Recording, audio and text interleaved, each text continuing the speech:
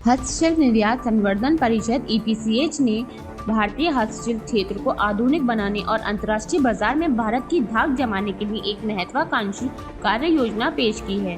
मुरादाबाद में आयोजित एक प्रेस कॉन्फ्रेंस में EPCH के चेयरमैन डॉक्टर नीरज खन्ना ने इस विजन को साझा किया, जिसका मुख्य उद्देश्य भारत को डिजाइन, क्वालिटी और इनोवेशन के मामले में दुनिया का सोर्सिंग डेस्टिनेशन बनाना है। डॉक्टर खन्ना ने बताया कि परिषद पारंपरिक कारीगरी को आधुनिक तकनीक के साथ जोड़ने के लिए कई बड़े कदम उठा रही है।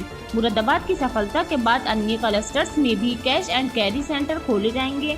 हस्तशिल्प टेक्नोलॉजी मिशन का प्रस्ताव और मुरादाबाद में 3D स्टूडियो का विकास किया जाएगा।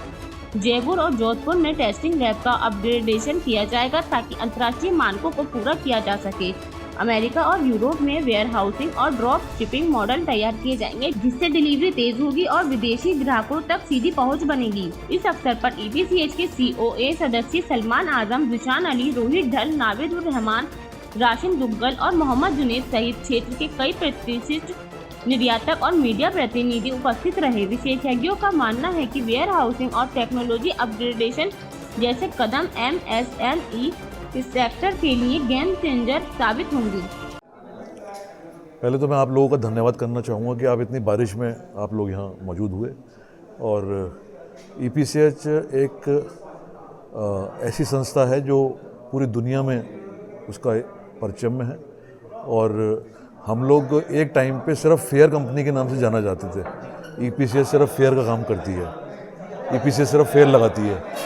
लेकिन आज की तारीख में EPCH फेयर के साथ साथ पॉलिसी मेकिंग में, सरकार के साथ में, और सोशल एक्टिविटीज़ जिससे लोगों को कैसे बेनिफिट हो, कैसे छोटे लोग आगे बढ़ें, कैसे आर्टिजन एक्सपोर्टर बने और कैसे एक्सपोर्टर बड़ा एक्सपोर्टर बने, इस मेंटलिटी से हम लोग सब काम कर रहे हैं। और हमारा विज़न आगे 10 साल का विज़न है कि हम कैसे इसको और बेनिफिट लोगों को दें। मुझे लगता है कि आने वाला समय बहुत अच्छा समय आने वाला है, क्योंकि अब ये वॉर की जो स्थिति है, जो सीज़ फायर हुआ है, ये भी सब अब ख़त्म हो चुका है। और मैं EPCH की तरफ से अभी एक हमारा मिलान शो शुरू हो रहा है। मिलान जो है वो दुनिया का सबसे बड़ा शो है। उस शो में मैं EPCH की तरफ से भाग ले रहा हूँ, और वहाँ पर हमें पूरे दुनिया के सारे बायर्स मिलेंगे। उन बायर्स को मैं हिंदुस्तान अपने फेयर में, अक्टूबर फेयर में बुलाने के लिए न्योता दूंगा। उसके साथ साथ मिलान के साथ फिर मैं जा रहा हूँ हाई पॉइंट, जो अमेरिका का सबसे बड़ा फर्नीचर शो है। उस शो के अंदर EPCH ने एक अपना बूथ लगाया है, प्रमोशनल बूथ, जहाँ पर हम अपने हिंदुस्तान में होने वाले अक्टूबर फेयर के लिए और EPCH के लिए क्या हम लोग फैसिलिटीज़ करते हैं और बायर्स से वहाँ पर इंटरेक्शन करेंगे।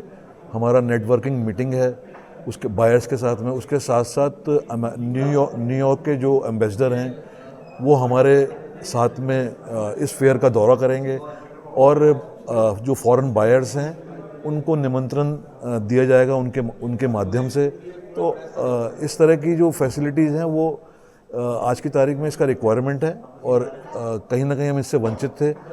और मुझे लगता है कि अब देर आए दुरुस्त आए, अब हम चीज़ों को समझ चुके हैं और आगे चीज़ें बहुत अच्छी चलने वाली हैं। जो है वो कभी 15-20 दिन के लिए है, उसके आगे की क्या तैयारियां हैं? देखिए, सिग्नल तो ये मिल गया कि अब सीज़ फायर का मतलब सीज़ फायर होता है।